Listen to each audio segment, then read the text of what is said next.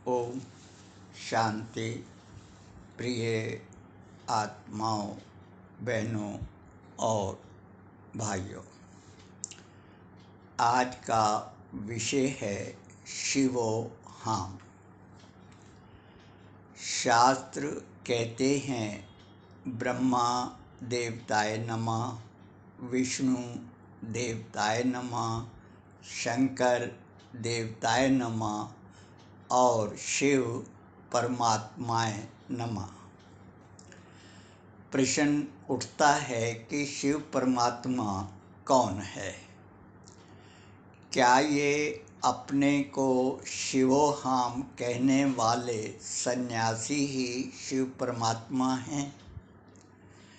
यदि हाँ, तो इन सभी को नमन करते हुए जानना चाहता हूँ कि इतने शिव परमात्माओं के रहते देश दुर्गति को क्यों प्राप्त है।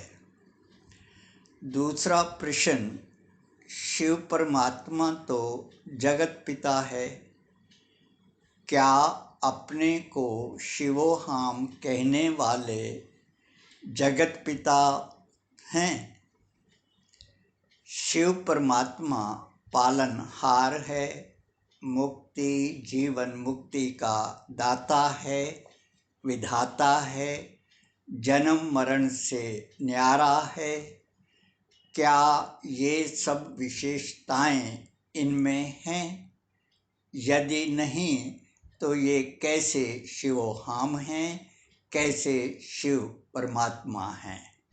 ये स्वयं से पूछें और इस पर विचार करें, क्योंकि विश्व रचयिता शिव परमात्मा का अवतरण विश्व को बदलने अथवा मानवीय मूल्यों की स्थापना के लिए 85 साल पहले ही हो चुका है और वे ईश्वरीय विश्वविद्यालय, जिसे आप सभी ब्रह्मा कुमारी के नाम से जानते हैं, के माध्यम से पूरे विश्व को यही संदेश दे रहे हैं, जिसे आप लोग अनसुना कर रहे हैं और जनता में भ्रम फैला रहे हैं कि यहाँ जादू होता है, बहन भाई बनाते हैं,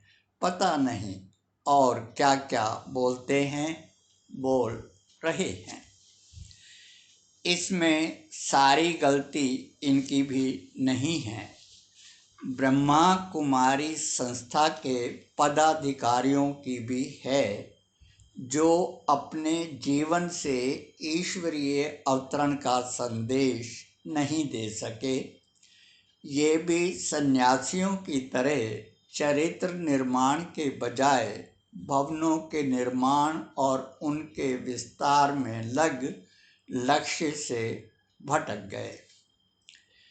जनबल और धन बल ने इन्हें भी इतना अहंकारी बना दिया कि नैतिकता की बात करने वालों को, इनकी गलती बताने वालों को लात मारकर ऐसे बाहर कर देते हैं जैसे रावण ने विभीषण के साथ किया था। ऐसा केवल यहाँ ही नहीं हो रहा, हर जगह जन बल और धन बल का अहंकारी मानव यही कर रहा है। कहने का भाव है कि परमात्मा शिव की कर्म भूमि में भी ब्रह्मा कुमारों के रूप में कुछ बहरूपियों ने अपना वर्चस्व कायम कर लिया है, अपनी मत चलाकर स्वयं को आगे और परमात्मा शिव को पीछे कर दिया है।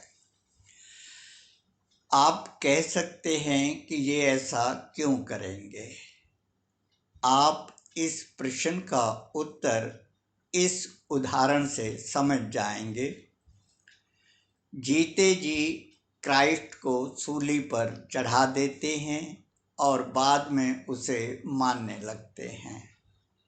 क्राइस्ट ने ऊपर से देखा कि अब तो तेरी मान्यता बहुत हो रही है, तो क्यों ना नीचे चलकर देखा जाए कि ये मुझे पहचानते भी हैं कि नहीं।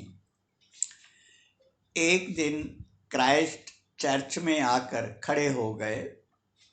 प्रार्थना के बाद 4 लोग अंदर से निकले और बाहर खड़े क्राइस्ट को देखकर एक ने बोला कि ये क्राइस्ट जैसा लगता है। दूसरे ने कहा कि लगता तो वैसा ही है। तीसरे ने कहा कि नहीं, ये कोई बहरूपिया है। चौथे ने कहा कि पादरी जी को बुला लेते हैं। पादरी जी ने देखा और कहा कि ये कोई बहरूपिया है, इसे कोठरी में बंद कर दो। लोगों के जाने के बाद पादरी जी क्राइस्ट से मिलने पहुँचे।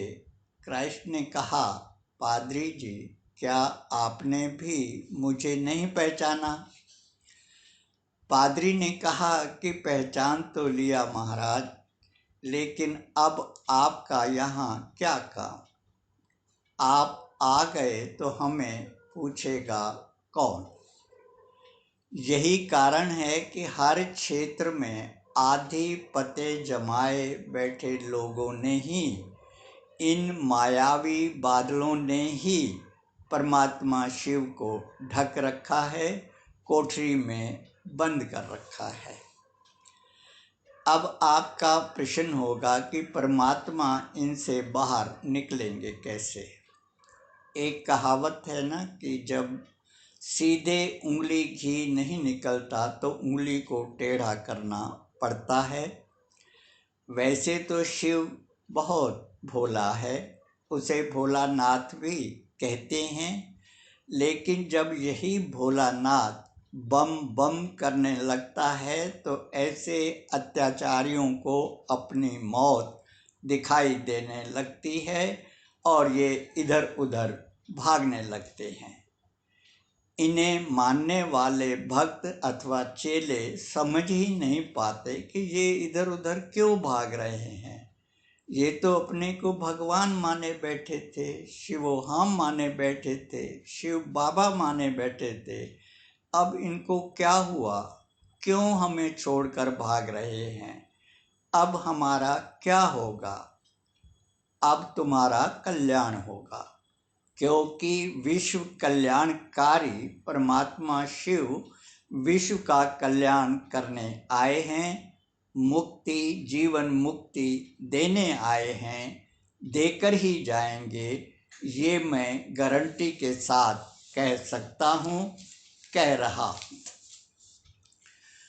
वास्तव में अहंकारी मानव ही रावण है।